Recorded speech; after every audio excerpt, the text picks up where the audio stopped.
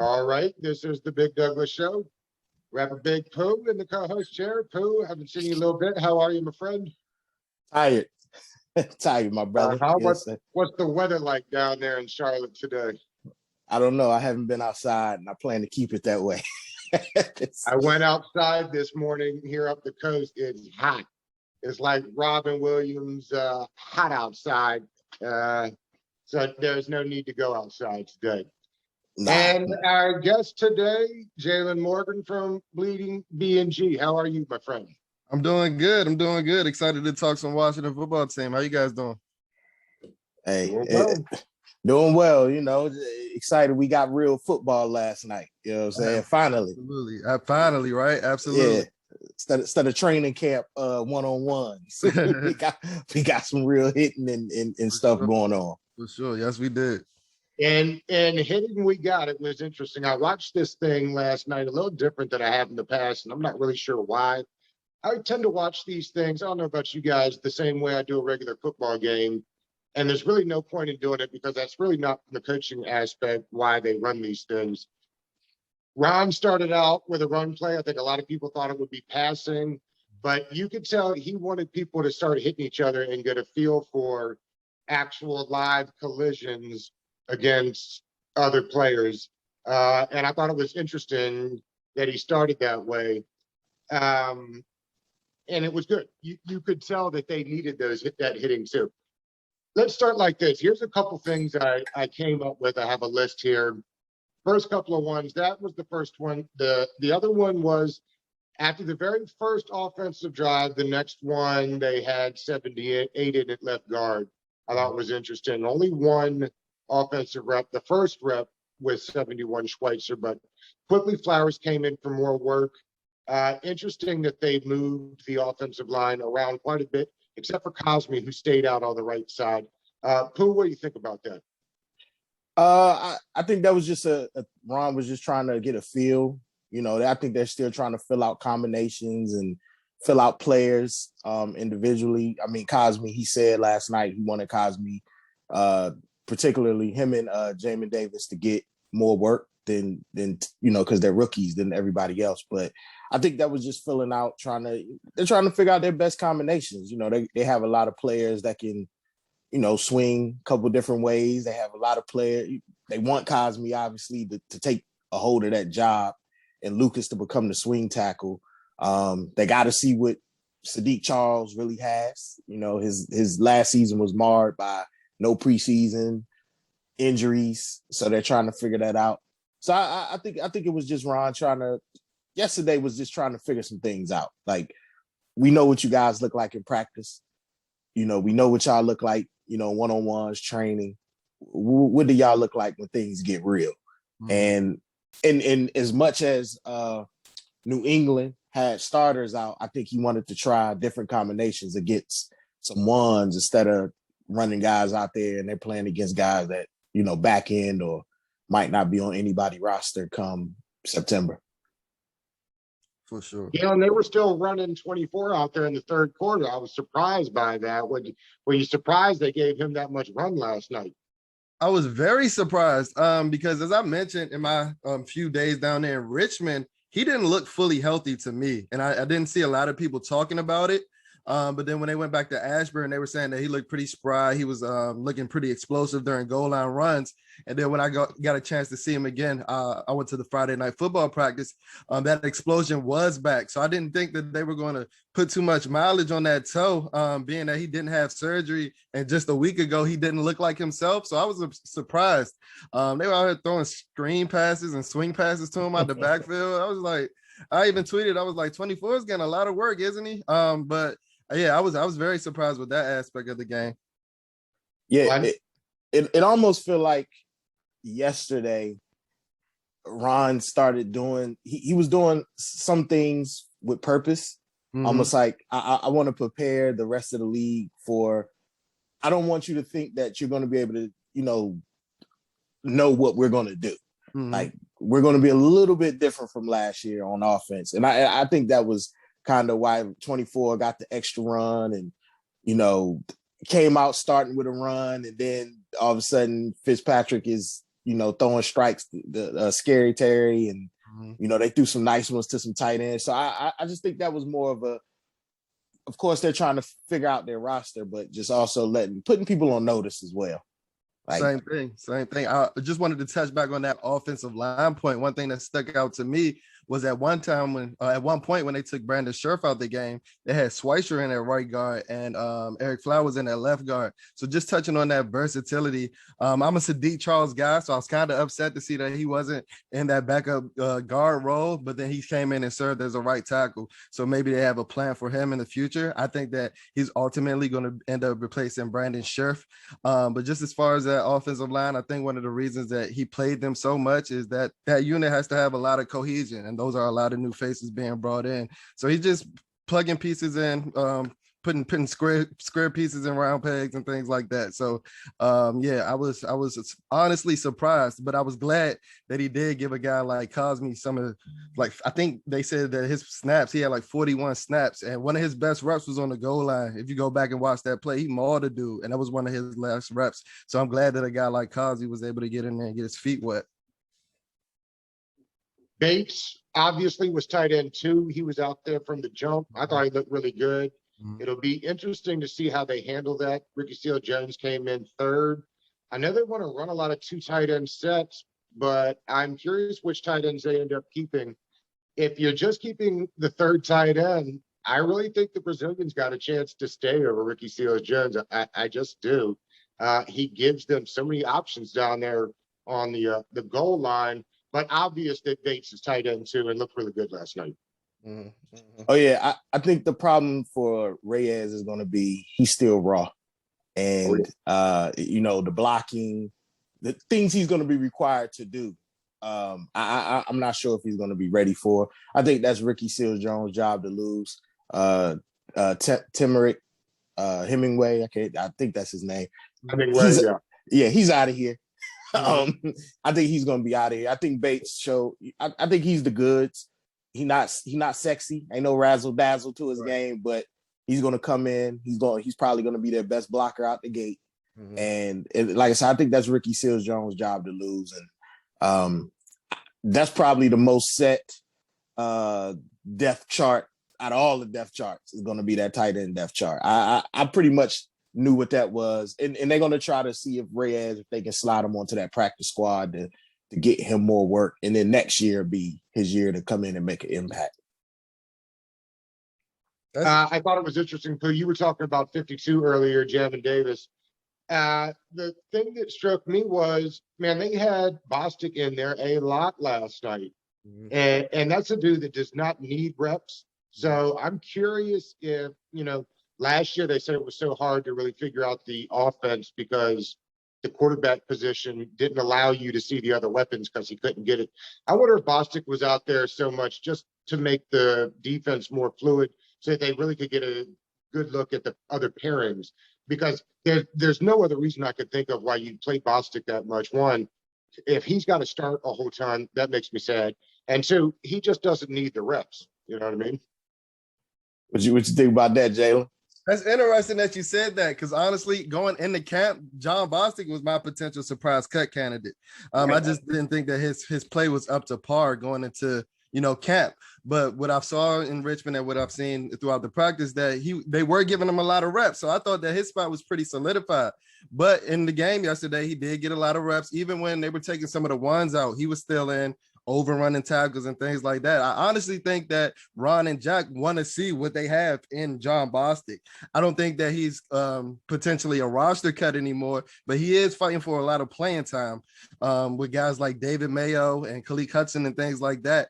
I saw that, like, in Richmond, they were interchanging linebackers. The only two that were solidified in a lot of snaps were Jamin Davis and Cole Holcomb. Even like John Bostic was in on a lot of sub packages, but they would take him out after a few reps. So I think that, even with the philosophy yesterday, considering with John Bostic, I just think that they want to see what they have in John Bostic, because I don't think they were too pleased with what they saw from him last year.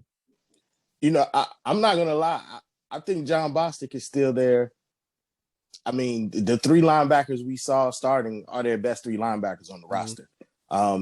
While David Mayo can come in for a few snaps, play some special teams, you don't want him out there for sure. playing 20, 25, 30 snaps a game. So I never thought that John Bostic was a potential roster cut because I knew they didn't have a lot of depth behind them that was scaring anybody. That was the importance of getting Jamin Davis. So I think Bostic is for sure on the squad. They probably just want to see, hey man, did you improve any of the things that we asked you to improve on, in the offseason, or are you the same John Bostic? And also we want to know how you look in the lineup with Jamin Davis. How do y'all look playing off of each other? So Well, the problem is they need him to increase his speed, and I don't think that's something you can do when you're that old. Especially if they're going to have him playing that weak side linebacker role. That's the role that they're going to be covering a lot of tight ends and chasing down the long side of the field. You saw yesterday, he just didn't have the speed to get there on some of those pitches and things like that. I think that's going to be, when the season get cracking, that's going to be Landon Collins and Cameron Curl chasing down them, running down them, them pitches and covering them tight ends and things. Like I said, yesterday, I don't put too much stock in the preseason games or what things look like because we never know what the coaching staff is looking for specifically, when they do certain things. But as we saw last year, Washington ran a lot of their packages had 2 linebackers on the field. It wasn't 3. And if it's going to be 2 linebackers on the field, as long as Jamin Davis know what he out there doing, it's going to be Jamin and Cole. With Bostic as the veteran hand, what you're going to get when you put him in the game. So, and that might have been it too, Pooh. Maybe they're just not ready for. Maybe Jamin Davis isn't ready to have the headset in and call the plays out yet, which was understandable if that's the case. We're not that far in. One of my keys for the game yesterday, not keys, but one of the things I was looking for that I posted before the game started was to see how they use St. Juice, and it looks like the plan is put him outside in nickel and Kit Fuller inside, which I think is great. I didn't think Jackson was going to play last night, but he did a little bit. And when that was the case, they can. To me, that's when you're really rocking and rolling. When if St. Juice can play outside with that 6'1", 6'2" frame he's got, we really allows you to be multiple in what you're doing, and that's the key. Ron said it over and over and over again, right? Position flex, position flex, position flex. So I was really excited to see how that worked. The secondary looked good, but on my list here, Pooh, I've got Pooh always says year 2 in a rebuild. The depth was not great, man. When the second half came around, guys that I really hope, and I know it's only week 1 of the preseason, so we won't get real excited, but guys that I really hope would flash against backups like Khaleke Hudson and Jeremy Reeves and McCain. These are guys that we really have high hopes for filling out the backside of the roster. And to me, they didn't look great yesterday. Again, week 1, but Steven Montez looked like cheeks. If that guy's ever got to play in an NFL game as your starter, we're in real trouble. Might as well wrap it up. The backup quarterback, gets hurt a lot. Maybe a little nervous. So year 2 of the rebuild was never more apparent than it was last night to me. Yeah, man. First, Steven Montez, man, he got to play because Kyle Allen is hurt. Let's just call it what it is. They were talking about trying to use him like they're using your man down in New Orleans. But they don't need him for that. But he's an arm right now, man. He's an arm out there. I think some of the, we saw how Jeremy Reeves played in the season. We saw, we know what McCann can do. I think some of that is a product of who else you're on the field with. Mm-hmm. So even though you're playing against backups, if you're on the field with people who's not going to end up on the roster, especially if you playing on that back end, if the front end ain't not doing their job, you're done. You're toast. My concern, I don't care about the safeties. I think they're going to be okay as long as they're healthy. My concern was the backup cornerback depth. Mm-hmm. Once, you started bringing in the McTire and McTire, whatever his name is. So they were high on it, Camp, but he did not look great. Camp is camp. Games are games. It definitely didn't look the same So I was like, yo, it's like who is this? What's going on? Like, what is this guy out here looking like burnt toast? So once again, like you said, it's preseason game one. They're still trying to figure some things out, but I think a lot of that depends on combinations of players, man. It's going to be interesting because once that first line D line came out, that whole defense looked suspect at that point. Once them guys sat down, so it's going to be interesting. I think, and I'm interested, Jalen, your opinion on this. Was very interested in how they chose to run out the wide receivers yesterday, and how like the order of operations, and when of course Terry, I believe Cam Sims was out there running. Got a lot of running. He got run. Adam Humphries, which we suspected would be the slot. But then when you came in with that second unit, you had Diami Brown, Carter was running. I think Sims was running. But then you didn't see like an Antonio Gandy Golden into the back end of the game. And I'm looking like Antonio Gandy Golden, Kelvin Harmon, like these guys, like what's going on here? Like, because you got to remember, Samuel still isn't on the field yet. Right. So that's going to push that whoever came out their second unit down. So I'm interested your take on how they ran the wide receivers out last night. I think some of that, as far as the Antonio Gandy Golden and the Kelvin Harmon, has something to do with what you were talking about with the defense. Is a product of who you're out there on the field with. So we got to consider that a lot of their reps were with Steven Montez, who I don't think is a NFL caliber quarterback. But what I will say is those guys don't create a lot of separation. So you can't trust a guy like Steven Montez to fit a ball into like tight circles and tight windows and things like that. Now, I wasn't necessarily surprised at how they rolled the receivers out, because it's been consistent with what I've seen in the offseason and training camp. Like the first week in Richmond, they said, well, I saw with my own eyes, DeAndre Carter had a pretty big week. He was getting open. He was beating our ones. He was beating a lot of guys. He was beating Kendall Fuller in the slot and things like that. Adam Humphries, the same thing. Kendall Fuller's had a rough camp covering Adam Humphries. Look, I haven't really seen a lot of people. Adam Humphries been torching Kendall Fuller in the slot. But just to go back to it, I wasn't really shocked because it's been consistent with what I've seen. Now, as far as the roles, I was shocked to see both of them guys out at the same time, because I think that they're fighting for the same type of role, that big body possession receiver. And I don't think either of them like set apart from either one of those with their performance yesterday. Thought AGG might have gave himself a little chance of redemption, but then turns out he drops the ball on the 2-point conversion. So, I mean, I'm rooting for all those guys, but I wasn't necessarily shocked with how they rolled out the receivers, because it's been pretty consistent with what I've seen in camp. I think I feel more than ever that being a punt returner is the key to locking down that last wide receiver position. I thought it was interesting last night. If my memory is correct, I know for a fact Isaiah Wright got first crack at punt return duties, followed, I think, by DeAndre Carter and then Steven Sims.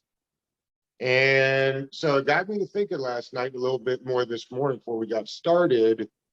I think I've been thinking and fighting all along for who's not on AGG or Harmon. But if you only take one of those punt returners, means you still got to go find another one. So, if he goes down, then you still don't got a guy on the team that's been taking lots of reps, getting some of that action. So, man, I think maybe AGG nor Harmon make the team, and you end up finding that, DeAndre Carter and both Isaiah Wright make the team, or Steven Sims. I still think Steven Sims on the outside looking in, but more than ever, I think the last two receiver spots have got to be out at punt return. So I find that interesting. Isaiah Wright started first. I think it's going to end up being Carter's job to lose. I think Steven Sims, you're right. I think he's out of here. Because he does. I mean, he was terrible last year in the punt game, and he didn't do much, as a receiver either. And plus, he has two guys ahead of him in the slot right now, and Humphries and Samuels when he gets back. I think Wright might be on the outside looking in. I think he may end up a practice guy, and I'm with Jalen on this. I think they're going to end up keeping one of Harmon or Gandy Golden. I think Harmon is the better blocker at this point in his career. So he might have a better chance, but it just depends on how he returns off the ACL. So I think Carter is making the case to make the squad, man. I think he had some, pretty decent punt returns last night. I think he can move. I can't quite remember. I have to rewatch the game, but I think he has the possibility to move around a little bit more on, when you line him up as receiver, as opposed to like a Steven Sims. He's slot or bust. Right. And then Wright just, it's something about Wright that he has an NFL body, but it's just like, it's not all the way there. He leaves a lot to be desired. He's not a natural receiver. He's not a natural. Yeah, he's like Cordell Patterson. Yeah, that's a great comparison. Yeah, right. It's like watching Cordell Patterson. He's just not as good in the return game. Right. So I believe Sims, as of today, Sims, Wright, and one of Harmon or Gandy Golden is going to be left on the outside looking at. Okay. As far as the receivers go. And your man, he's trying to make the squad. Jared Patterson. Mm-hmm. He's making. He was fast last night. He looked great last night. I think he's got a real shot. Lamar Miller looked good last night and looked faster than I've seen him look in a long time. It's interesting. Who I forget who I'll remember who. Maybe it was when we talked to Zach Selby, but we asked him, about the toe because we were worried about Gibson. And he told, they're very happy with the running back room. And that's why they didn't really do anything in the offseason about it other than Patterson. And he was fast. And your man 25, Barber did lose that 10 pounds. He looked lighter in that 25. Funny what a number will do for you. But he looked quick last night. he got heat on his tail. That's why. Jalen, how do you see the running back room shaping up, man?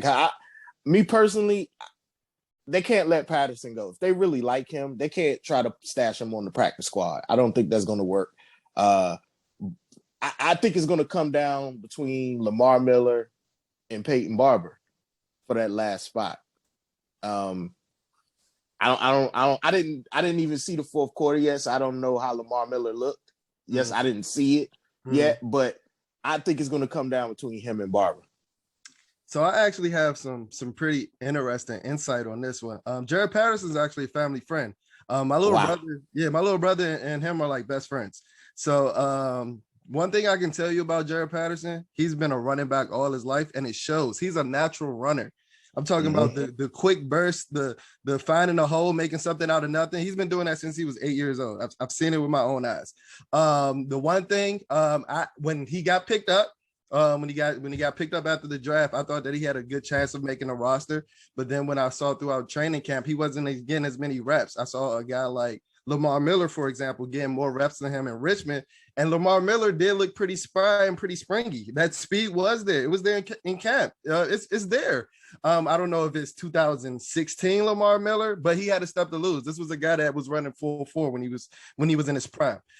So throughout camp, I didn't know if Jerry's prospects were as promising, but then yesterday he showed me everything that I've known him to be since he was a little kid. Like I said, he just has natural running back instincts. If you see him in person, he's built like a fire hydrant, and he got like rabbit legs. Like his legs don't stop, and it's been like that.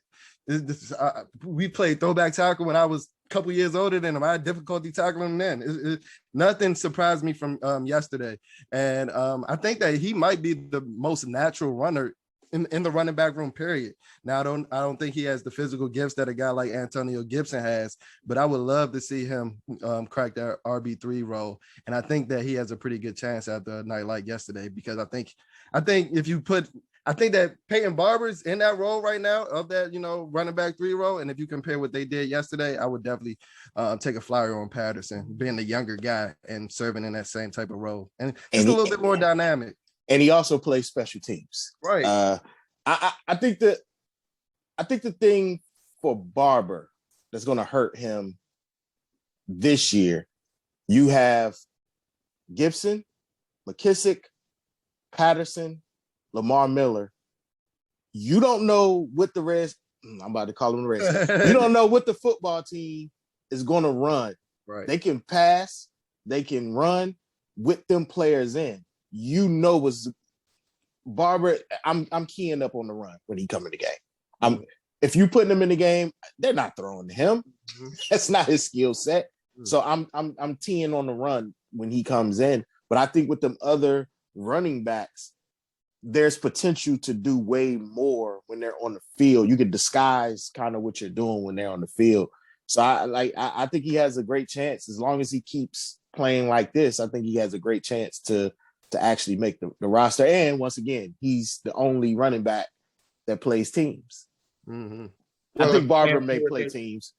If they move him to the practice squad, probably chances are he's not getting picked up, Barber. You know what I mean? So right. To your point about keeping Patterson on the active 53, you know, if Gibson should go down, I think you'd be safe having Barber on the practice squad and be ready to play, you know, without much time needing to get ready. Somebody's got to explain to me, Dustin Hopkins must have the goods on somebody. I mean, Jeff, he got photos. Not even a competition. They didn't even bring a guy with a bad leg to compete against him just to have a competition. I don't understand it. Somebody's got to explain it to me. But again, I mean, it's low hanging fruit. But he did make a field goal last time. I can't explain it. Like I said yesterday, Dustin Hopkins must have knew about the Wilkinson report before it went out. Like he has some type of dirt on that. Like it's crazy. I can't explain it. I was just talking to myself today and was thinking I had a flashback to London, which was 5 years ago. We've been putting up with Dustin Hopkins. 5 years ago. Good point, Jared. That's 5 years ago. So I don't know where the loyalty lies with Dustin Hopkins. Even in Coach Rivera's press conference this morning, he was trying to be as diplomatic as possible, but he's like, well, you know, Cheeseman does like rifle the ball back there. I don't care. You're an NFL kicker. Like I get timing and things like that, but he was missing kicks in camp.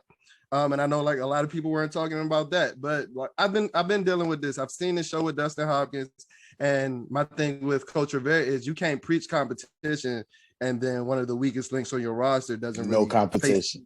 Competition. That's my only thing. So we got our first Cheeseman reference of the season. Right? Yeah, man. Hey, listen. You only end up talking about the long snapper when things ain't right between the long snapper, holder, and kicker. That's the only time you end up talking about the long snapper. But yeah, I'm so ready for them.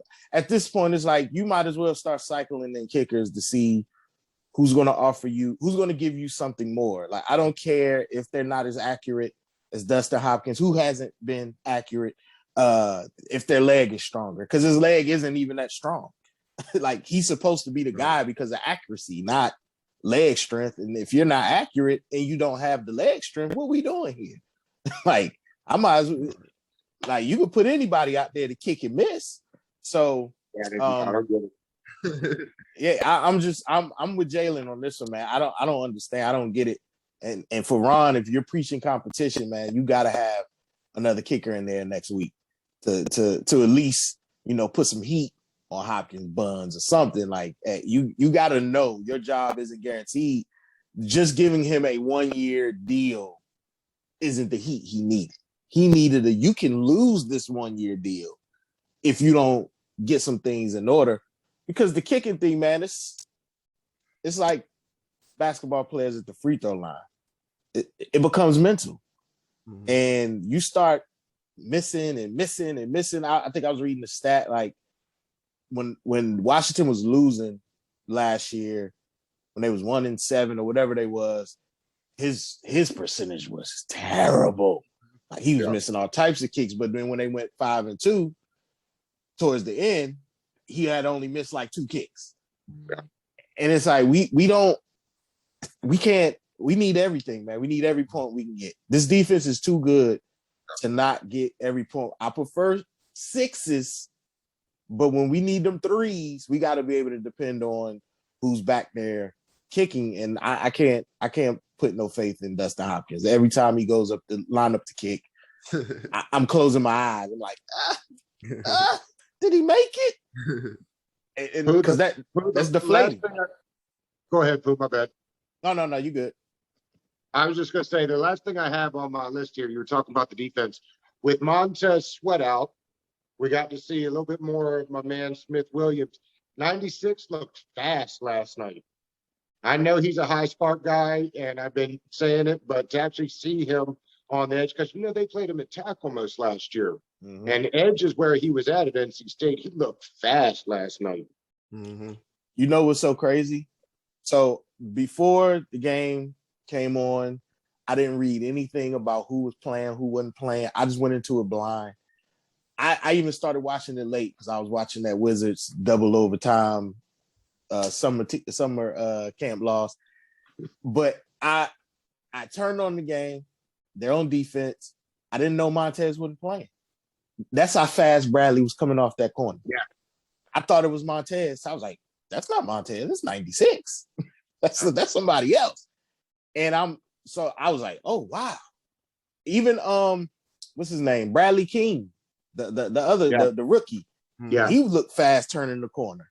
Yep. And so that was always going to be interesting to me on whether they were going to try to move pieces around that they had, put a Jonathan Allen out there. You got Bradley, you got, Smith Williams, you got Bradley King. Like if they were going to try to put one of them out there, or were they going to try to just wait a couple weeks in the camp and it's okay, we need to bring in some veteran, at least one veteran to shore this backup thing up.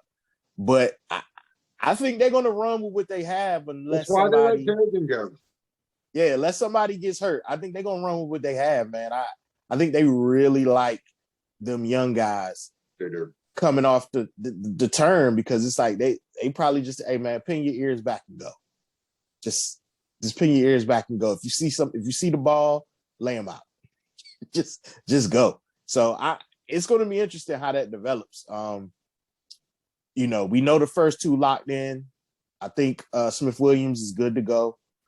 But between Bradley King and Shaka Toney, I'm very interested to see if they keep them or they bring in. I mean, because I'm not gonna lie, even though they're not veterans, I mean they're just as good as having a Nate Orchard out there, and some That's of them other backups they was running out. When they was when players was getting hurt. So, but he did look good last night though. He looked a little leaner, a lot faster, and he was flashing to me. I'm not watching the all 22 tape of it, but he was flashing to me. Yeah, I think like you mentioned, Doug, he has like a crazy athletic profile. And even what you just mentioned, Pooh, he's a lot leaner than he was last year. I think that's why they played him a lot at defensive tackle last year. I think he was hovering around like 290 pounds. But even when I was seeing him in camp, if you see him and Chase Young standing side by side, they're about the same size. And one thing about James Smith Williams is he plays on special team coverage units. And think about, this is a guy 6'5", 275 pounds, running a 4'7" and 4'8". Who wants to block that? Nobody. And I think one thing that was promising, I've always thought that he was a roster lock just because of his special teams potential. Like, he's a freak athlete, and I don't think he gets enough credit for that. But I saw a rep yesterday where he turned the corner, and like bent and almost got to the Mac Jones for the sack. And I was like, whoa. I mean, like you said, it was kind of shocking because I've always known him as an interior rusher. So for him to maneuver in space like that and turn the corner like that, it was very prominent to see. But something that his athletic profile would suggest that he's capable of doing. So I wasn't too shocked, but I was pleased to see it. Did he have an injury his last year in college? Yeah, he had a knee injury, and I think that's why he came in heavy last year. He came in heavy last year. And it's why he dropped too, because he really is a freak athlete. And they weren't quite using him right at NC State, so I think they had him at I think they were running like some kind of 34 like hybrid. A 9. He was right.